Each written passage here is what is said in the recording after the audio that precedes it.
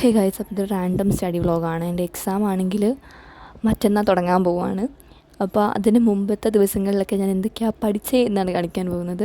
ഞാൻ സ്കൂൾ വിട്ട് വന്നതിന് ശേഷം ഡ്രസ്സൊക്കെ മാറിയിട്ട് പഠിക്കാനായിട്ട് നിന്നിട്ടുണ്ടായിരുന്നു. പിന്നെ എൻ്റെ ടേബിൾ ഞാനൊന്ന് ചെറുതായിട്ടൊക്കെ ഒന്ന് ഓർഗനൈസ് ചെയ്തിട്ടുണ്ടായിരുന്നു. ആ ടൈമിൽ കലണ്ടർ കിട്ടിയിട്ടുണ്ടായിരുന്നു. കലണ്ടർ എനിക്ക് ഇപ്പോഴാണ് കിട്ടുന്നത്. അപ്പോൾ എൻ്റെ എക്സാമിൻ്റെ ഡേറ്റും കാര്യങ്ങളൊക്കെ ഒന്ന് മാർക്ക് ചെയ്തൊക്കെ വെച്ചിട്ടുണ്ടായിരുന്നു. ഇനി എത്ര ദിവസം ഉണ്ടാകും, 3 ദിവസം കൂടി ഉള്ളൂ, അതൊക്കെ ഇങ്ങനെ മാർക്ക് ചെയ്ത് വെക്കുന്നുണ്ടായിരുന്നു. ഇത് മൺഡേത്തെ വ്ളോഗാണ് നിങ്ങൾ കണ്ടുകൊണ്ടിരിക്കുന്നത് കേട്ടോ. അപ്പോൾ എന്തൊക്കെയാണുള്ളതെന്നൊക്കെ ഞാൻ അടുത്ത് മാർക്ക് വെച്ചിട്ടുണ്ടായിരുന്നു. പിന്നെ എൻ്റെ പോർഷൻസും കാര്യങ്ങളൊക്കെ ഞാൻ എഴുതി വെച്ചു. IP മാത്രം ഞാൻ എഴുതിയിട്ടില്ല, ബാക്കി 4 തന്നെ ഞാൻ എഴുതിയിട്ടുണ്ട്. പിന്നെ അതെല്ലാം സെറ്റാക്കിയിട്ടുണ്ടായിരുന്നു. പിന്നെ 2026 ഡയറി എനിക്ക് ഇന്ന് കിട്ടിയിട്ടുണ്ടായിരുന്നു. പക്ഷേ ഇത് ഉപയോഗിച്ചിട്ടില്ല.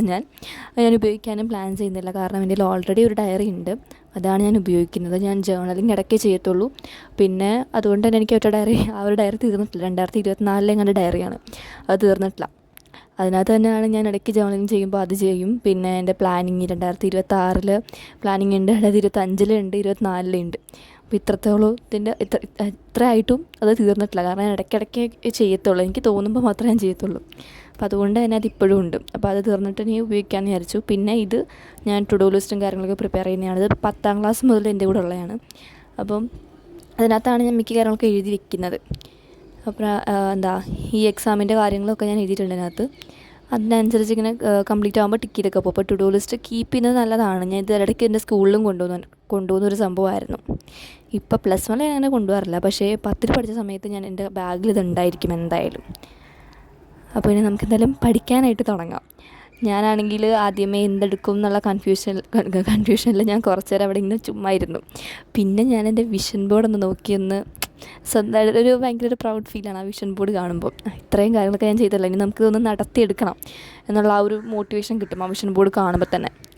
പിന്നെ ഞാൻ പഠിക്കാൻ വേണ്ടിയിട്ടുള്ള കാര്യങ്ങളെല്ലാം എടുത്തുകൊണ്ട് വന്നിട്ടുണ്ടായിരുന്നു. ബിസിനസ് പഠിച്ചു തുടങ്ങാം. കാരണം ബിസിനസ് ഞാൻ എടുത്തിട്ട് കുറച്ചായിട്ടുണ്ട്, എൻ്റെ ഓർമ്മയിൽ ഞാൻ എടുത്തിട്ട് കുറച്ചായിട്ടുണ്ട്. പിന്നെ ബിസിനസ്സിന് അത്യാവശ്യം പഠിക്കാനുണ്ട്. പിന്നെ ഞാൻ ആദ്യം എനിക്കാണെങ്കിൽ എക്സാമിന് 3 ചാപ്റ്റർ കണ്ടുള്ളത്. അപ്പോൾ അതിൽ ഏറ്റവും വലിയ ചാപ്റ്റർ, ഒരു ലെങ്ത് ആയിട്ടുള്ള ചാപ്റ്ററാണ് ഞാൻ ആദ്യം എടുത്തിട്ടുണ്ടായിരുന്നത്. അത് അത്ര നല്ല ഡിസിഷൻ ആയിരുന്നില്ല. ചെറിയ ചാപ്റ്റേഴ്സ് വേറെ ഉണ്ടായിരുന്നു, പക്ഷേ വലിയ ചാപ്റ്റർ എടുക്കാനാണ് എൻ്റെ കണ്ണ് ആദ്യമേ പോയില്ല. ഞാൻ ശ്രദ്ധിച്ചിട്ടുണ്ടായിരുന്നത് അത് ഏറ്റവും വലിയ ചാപ്റ്റർ ആണെന്ന്.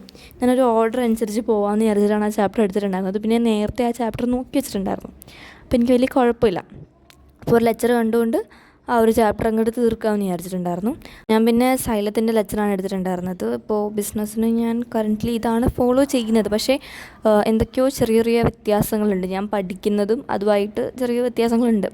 അതിനകത്ത് സ്റ്റേറ്റിൻ്റെ കംപ്ലീറ്റ് സിലബസാണ് ഫോളോ ചെയ്യുന്നത്. അപ്പോൾ എനിക്ക് എന്തൊക്കെയോ ഡിഫറൻസ് ഫീൽ ചെയ്യുന്നുണ്ട്. അപ്പോൾ എനിക്ക് വേണ്ടാത്ത കാര്യങ്ങളൊക്കെ അതിനകത്ത് വരുമ്പോൾ ഞാനത് നോക്കാറില്ല, അത് അവോയ്ഡ് ചെയ്ത് വിടും. പിന്നെ എനിക്ക് വേണ്ട കാര്യങ്ങളും ഉണ്ട്, വേണ്ടാത്ത കാര്യങ്ങളും ഉണ്ട്.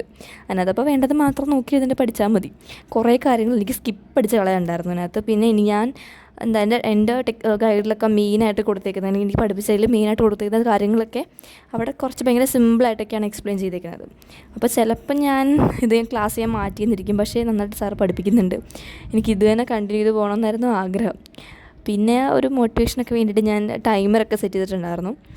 അത് കണ്ടുകൊണ്ട് പഠിക്കുമ്പോൾ വേറെ തന്നെ ഒരു ഫീലാണെന്ന് പഠിക്കാനൊരു ഇത് മോട്ടിവേഷൻ കിട്ടും. കാരണം ഇത്ര നേരം എനിക്ക് കംപ്ലീറ്റ് ചെയ്യണം, ഇത്രത്തോളം എനിക്ക് കംപ്ലീറ്റ് ചെയ്യണം എന്നൊക്കെ ഒരു തോന്നൽ വരും. പിന്നെ ഞാൻ പറയുക, ഇപ്പോൾ എനിക്ക് 1 മണിക്കൂർ പഠിക്കണമെന്ന് വിചാരിച്ചിട്ട് ഞാൻ വന്നിരിക്കുകയാണെങ്കിൽ 1 മണിക്കൂർ എന്തായാലും ഞാൻ പഠിക്കില്ല, അതിൽ താഴെ ഞാൻ പഠിക്കുകയുള്ളൂ. അതിൻ്റെ മേളിൽ ഒരിക്കലും ഞാൻ ക്രോസ് ചെയ്യത്തില്ല.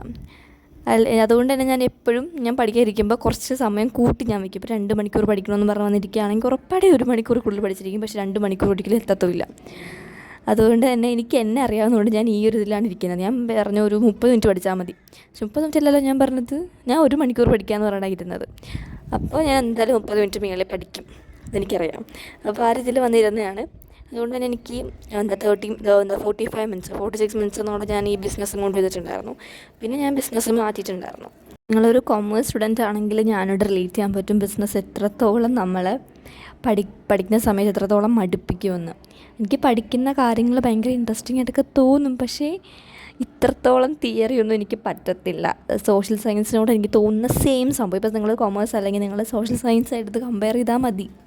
കാരണം അത്രത്തോളം തിയറിയും കാര്യങ്ങളൊക്കെ ഉണ്ട്. കുറച്ച് കഴിയുമ്പോഴേക്കും നമ്മൾ തന്നെ മടുത്തു. സോഷ്യൽ നമുക്ക് പിന്നെയും ഒന്ന് സഹിക്കാൻ പറ്റും, കാരണം അതിനകത്ത് തന്നെ 4 എണ്ണം ഉണ്ട്: ജോഗ്രഫി, പൊളിറ്റിക്സ്, ഹിസ്റ്ററി, എക്കണോമിക്സ് എന്നൊക്കെ പറഞ്ഞിട്ട്. അപ്പോൾ അതിനകത്ത് തന്നെ 4 എണ്ണം ഉണ്ടുള്ളൂ, നമുക്ക് പിന്നെയും കുഴപ്പമില്ല, സഹിച്ച് മാറ്റാം. പക്ഷേ ഇത് അതുപോലല്ല. എല്ലാം ഏകദേശം ഒരുപോലെയൊക്കെ തന്നെ ഇരിക്കും, പേര് മാത്രം വ്യത്യാസം. അതിങ്ങനെയാണ് ഓരോത്തിൻ്റെയും ലൈക്ക് ഡെഫിനിഷൻ നമ്മൾ നോക്കുമ്പോൾ തന്നെ ഒരേപോലെ തന്നെ ഇരിക്കും. അപ്പോൾ ക്വസ്റ്റ്യൻസ് ഭയങ്കര ട്രിക്കി ആയിട്ടായിരിക്കും വരുന്നത് ബിസിനസ്സിലൊക്കെ. അപ്പോൾ ക്വസ്റ്റ്യൻസ് ഡീകോഡ് ചെയ്തെടുത്തിട്ട് വേണം നമ്മൾ അതിൻ്റെ ആൻസർ എഴുതാൻ. ആൻസർ ഭയങ്കര എളുപ്പമായിരിക്കും, മിക്കതിൻ്റെയും ആൻസർ ഭയങ്കര എളുപ്പമായിരിക്കും, നമുക്ക് എഴുതാനും പറ്റും. പക്ഷേ ക്വസ്റ്റ്യൻ മനസ്സിലാക്കലാണ് ഏറ്റവും ബുദ്ധിമുട്ടുള്ള കാര്യം. എനിക്ക് ഹാഫ് ഇയർലിയുടെ ടൈമിൽ ഒരു അബദ്ധം പറ്റിയിട്ടാണ്. 4 മാർക്കിൻ്റെ ക്വസ്റ്റ്യൻ എനിക്ക് ആൻസർ അറിയാമായിരുന്നു, പക്ഷേ ഞാൻ വേറൊരു സംഭവം എന്ന് വിചാരിച്ചിട്ട് ഞാൻ വേറെ എഴുതി വെച്ചു. 2 ടോപ്പിക്കിൻ്റെയും ആൻസറിലേക്ക് വരുന്ന ആൻസേഴ്സ് സെയിം ആണ്, ഏകദേശം സെയിം ആണ്, സിമിലർ ആണ്. അപ്പോൾ ക്വസ്റ്റ്യൻ ചോദിച്ചേക്കുന്ന രീതിയും ഡയറക്റ്റ്ലി ആ ഒരു സംഭവം ചോദിക്കാണ്ട് വളച്ചിട്ടിയൊക്കെ ചോദിച്ചു. അപ്പോൾ എനിക്ക് മനസ്സിലായില്ല. ഞാനാണെങ്കിൽ വേറൊരു ടോപ്പിക്കിൻ്റെ ഹെഡിങ് ഉൾപ്പെടെ കൊടുത്തു. ഹെഡിങ് കൊടുക്കാണ്ട് രീതിയിലെങ്കിലും പിന്നെയും കുഴപ്പമുണ്ടായില്ല. അങ്ങോട്ട് ഞാനവിടെ ആ പോയിൻറ്റ്സ് അങ്ങോട്ട് എഴുതി വെച്ചു. അങ്ങനെ എൻ്റെ 4 മാർക്ക് അങ്ങനെ അങ്ങോട്ട് പോയി. അപ്പോൾ അതുപോലത്തെ ക്വസ്റ്റ്യൻസ് ആയിരിക്കും വരാൻ പോകുന്നതെന്നൊക്കെയാണ് ഞാൻ ലൈക്ക് മാഡം പറഞ്ഞത്. ലൈക്ക് +2 എത്തുമ്പോഴേക്കും ഇങ്ങനെ ആയിരിക്കും എന്നൊക്കെ മാഡത്തിനടുത്ത് ചോദിച്ച സമയത്ത് മാഡം പറഞ്ഞതാണ്. ക്വസ്റ്റ്യൻസ് ഡീകോഡ് ചെയ്തെടുക്കലാണ് അതിൽ പാടായിട്ട് വരുന്ന കാര്യം. അത് മനസ്സിലാക്കി എടുത്തു കഴിഞ്ഞാൽ നമുക്ക് എളുപ്പമാണ്. ആൻസർ എഴുതാനൊക്കെ അത്യാവശ്യം നല്ല എളുപ്പമാണ് ബിസിനസ്സിൽ. സംഭവം മനസ്സിലായാൽ മതി. സംഭവം നമുക്ക് ക്ലിക്കായി കഴിഞ്ഞ് കഴിഞ്ഞാൽ നമുക്ക് മനസ്സിലാവുന്ന രീതിയിൽ തന്നെ എഴുതി വയ്ക്കാവുന്നേ ഉള്ളൂ. നമ്മുടെ ചുറ്റിനും നടക്കുന്ന കാര്യങ്ങളൊക്കെ തന്നെയാണ് ബിസിനസ്സിലുള്ളത്. ബിസിനസ് എല്ലാം പഠിച്ചു കഴിഞ്ഞതിന് ശേഷം ഞാൻ എടുത്തിട്ടുണ്ടായിരുന്നത് അക്കൗണ്ടൻസിയാണ്. അക്കൗണ്ടൻസി എക്സാമിന് എനിക്ക് ആദ്യം ഇത്രയും ടെൻഷൻ വരുന്നത്, എനിക്ക് ഇതുവരെയുള്ള അക്കൗണ്ടൻസി എക്സാമിനോട് ഒന്നും ഒരു ടെൻഷൻ ഉണ്ടായിരുന്നില്ല. എൻ്റെ ഏറ്റവും ടോപ്പ് സ്കോറിങ് എപ്പോഴും അക്കൗണ്ടൻസിയാണ്. ഇപ്പം നടന്നുകൊണ്ടിരുന്ന 2 എക്സാമിനും എൻ്റെ ഏറ്റവും ടോപ്പ് ഉണ്ടായിരുന്ന അക്കൗണ്ടൻസിയാണ്. അപ്പോൾ ടീച്ചറിനും അത്യാവശ്യം പ്രതീക്ഷയുണ്ട്, വീട്ടിലും അത്യാവശ്യം പ്രതീക്ഷയുണ്ട്, പക്ഷേ എനിക്ക് ഒട്ടും പ്രതീക്ഷയില്ല. എനിക്കിപ്പോൾ പഠിപ്പിക്കുന്ന കാര്യങ്ങളും ഭയങ്കര ബുദ്ധിമുട്ടായിട്ടാണ് അത് ഫീൽ ചെയ്യുന്നത്. ഡിപ്രീസിയേഷൻ തൊട്ട് എനിക്ക് എന്താ നടക്കുന്നതെന്ന് പോലും മനസ്സിലാവുന്നില്ല. അത് എൻ്റെ ശ്രദ്ധക്കുറവും കൊണ്ടാണ്. പിന്നൊരു കാര്യം, നല്ല ബുദ്ധിമുട്ടുമാണ് പഠിക്കാനായിട്ട്.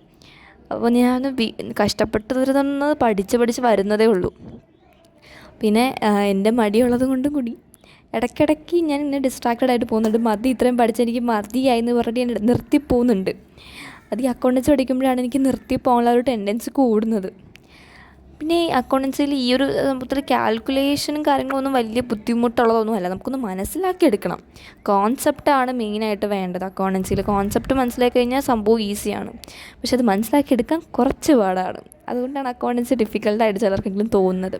എനിക്ക് അക്കൗണ്ടൻസിയുടെ ഫസ്റ്റ് ഹാഫ് അടിപൊളിയാണ്. എന്ന് വെച്ചാൽ ഹാഫ് ഇയർലിക്ക് മുമ്പുള്ള പോർഷൻസൊക്കെ എനിക്ക് ഭയങ്കര ഇഷ്ടമാണ്, നല്ല എളുപ്പമാണ്. പക്ഷേ ഹാഫ് ഇയർലി കഴിഞ്ഞിട്ട് എന്താ സംഭവിക്കുന്നതെന്ന് പോലും എനിക്ക് മനസ്സിലാവുന്നില്ല. നല്ല ബുദ്ധിമുട്ടാണ് പരിപാടി.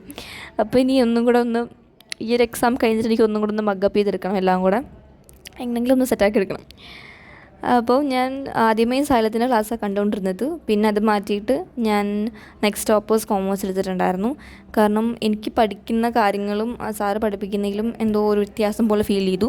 പക്ഷേ ബിസിനസ്സിൽ എനിക്കത് കുഴപ്പമില്ല, എനിക്ക് അഡ്ജസ്റ്റ് ചെയ്ത് എനിക്ക് പഠിക്കാൻ കുഴപ്പമില്ല.